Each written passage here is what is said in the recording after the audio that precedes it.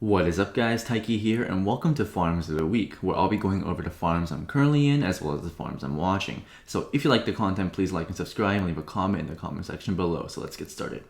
Okay, so those that have been following me for Dino Swap, you know that my thesis or the reason I'm entering Dino was because I believe the price of Dino will hold up and it'll look like the Stegosaurus pattern.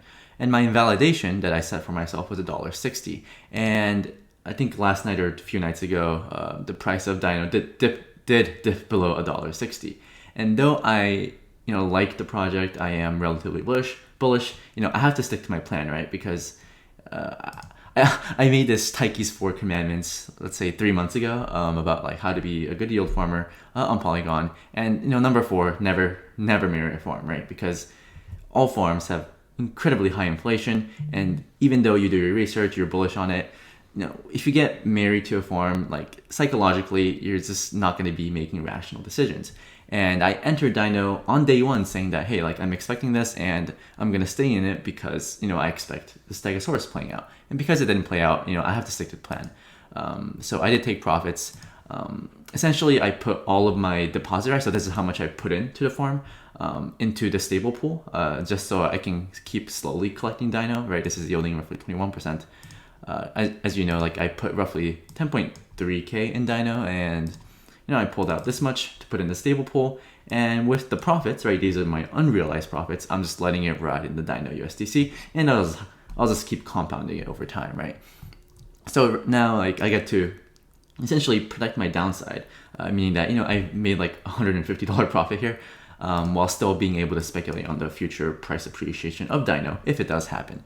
I know, like, if you're deep into the weeds of Dino, like there are things coming up, but I have to stick to my plan, right? Like that, I feel like that's something that's really difficult, is like sticking to your plan, because I see with a lot of people, they enter a farm and like they hold these tokens, hoping that these tokens go up because like the devs are saying nice things about the project and whatnot. But like I always say, hope is not a strategy, right? You have to, or the way I approach farms is I enter farms with a plan and I leave when the plan is, like, it gets broken or the thesis is invalidated. So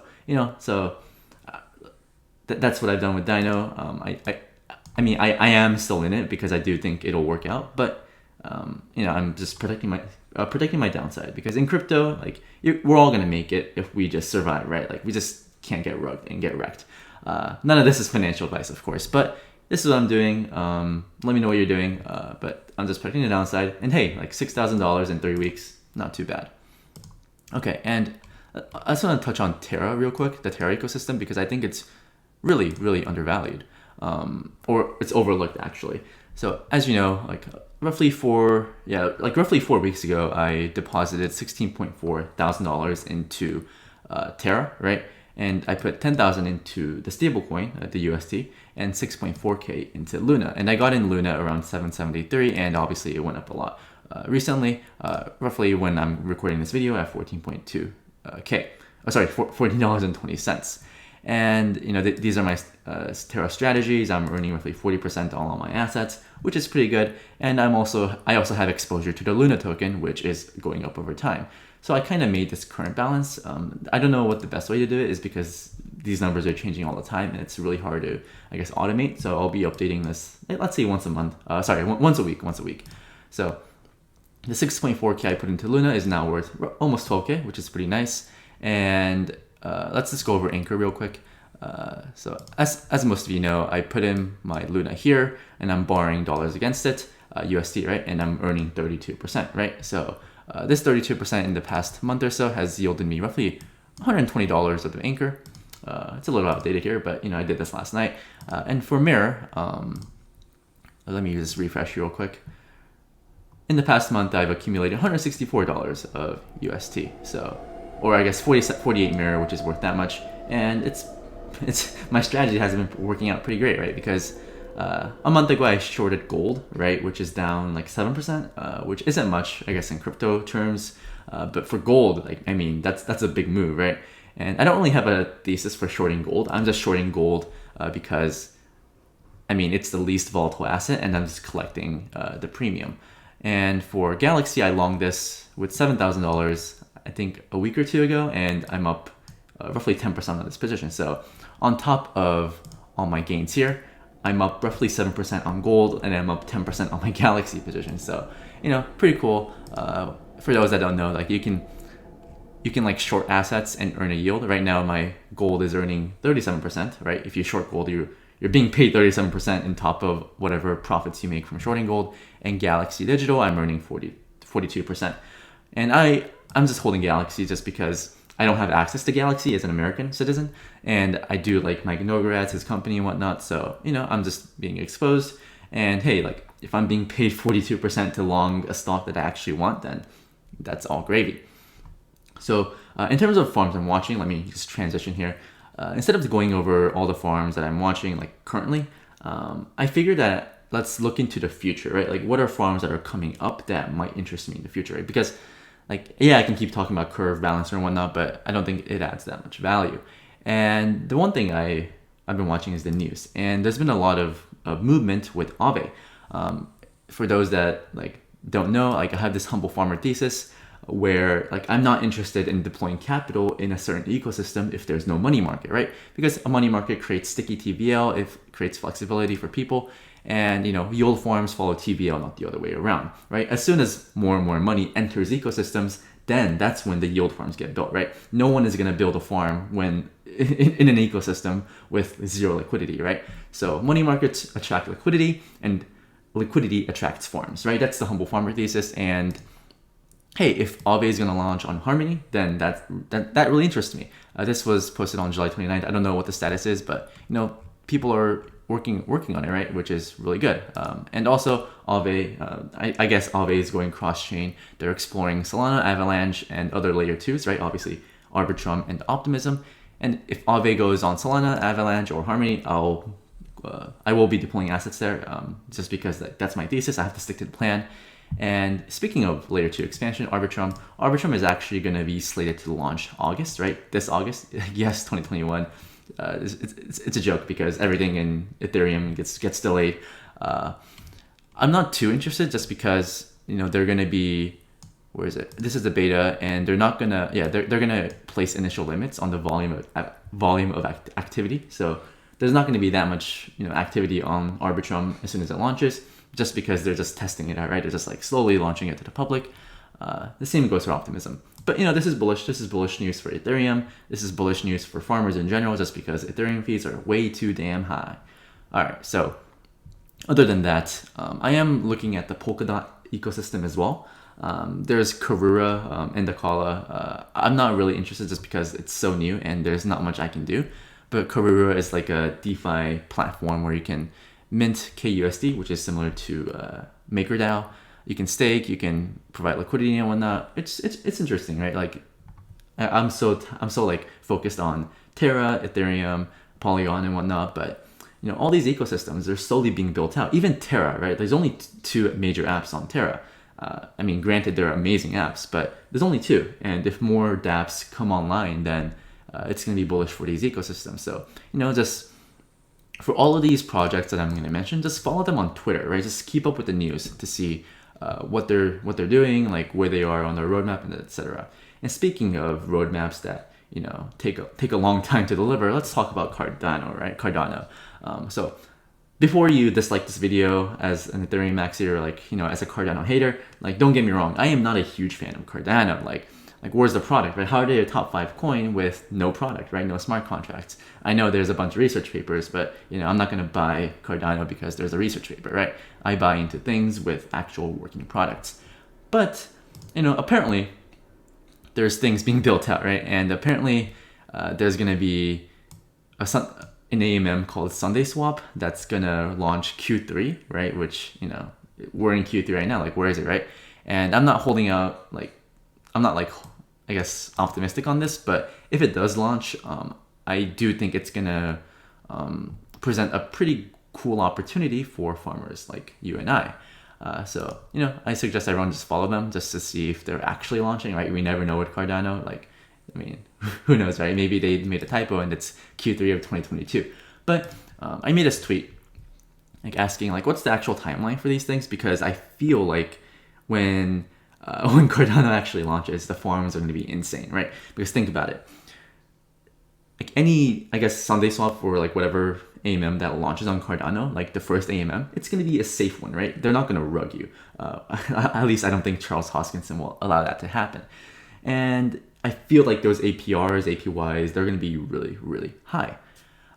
But the cool thing, or I guess like the meta, right, with the ecosystem, the environment, and the people involved in crypto, is that the Ethereum maxis and the Cardano haters, like whoever, like whatever type that you associate yourself with, they're never going to deploy capital on Cardano because their ego, right, their pride, like they can't allow themselves to happen, right? So I feel like the liquidity from ETH, right, because that's where most of the liquidity is, it's not going to go to Cardano.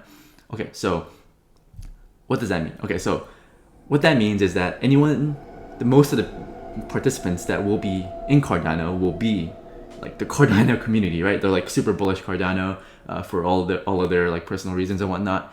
And if you're a farmer like you and I, like if you're a humble farmer, like what do we do with that information? Well, let's say that Cardano farms, they're going to be decent APRs, right? It's going to be APYs, but also the Cardano community is going to be so hyped up about this, right? Because they've been waiting for this for like 4 years. Like, oh, okay, like I bought this token, like it's been 4 years and they're finally smart contracts. So I feel like the Cardano fanboys, the moonboys, they're going to bag hold these tokens because it's the first ever thing and they'll be super excited. And I think the Cardano ecosystem is going to enter whatever bubble, right? Once like 5 applications launch on it.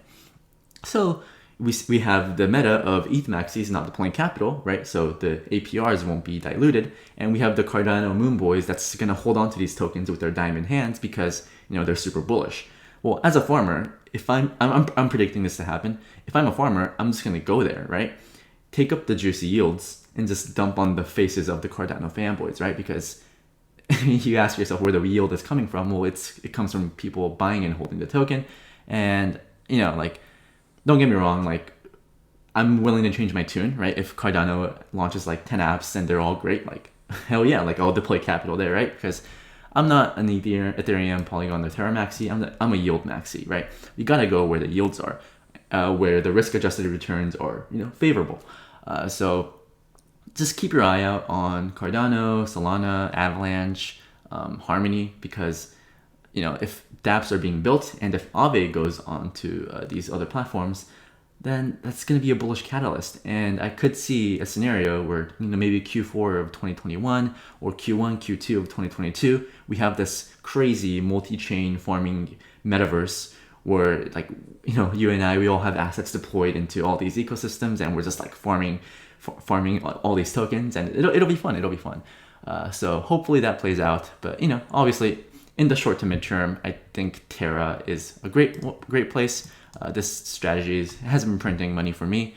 So congrats to anyone that listened to me early July when I first started covering it. I have videos. I have a playlist for Terra if you're interested. And for Dino swap, took my profits. I'm happy with it and just letting the profits ride. Right, just play with the house's money. Can't go wrong. This could go to zero, but at least I took profits. And if this thing does moon to $10 or whatever, then this position is going to be worth a lot more. And I'm not going to be salty if I took profits, because hey, all you got to do as a humble yield farmer is to survive, be humble, take profits, because let's just do the math, right? So let's say this is like a 40% gain, right? I made this 40% gain in roughly 3 weeks. Let's just say a month, right? So if you were to take $100,000, $100,000 and take, I can't type, and take a 40% gain for the next 12 months, right? Which is not possible, but let's just speculate, right?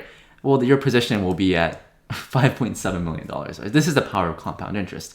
Obviously, 40% over 12 months is not sustainable. It's not possible unless you're really lucky. You're taking on a lot of risk. You do a lot of research, but you don't have to go for home runs. You got to just be humble, take profits, and let the compound interest do its magic.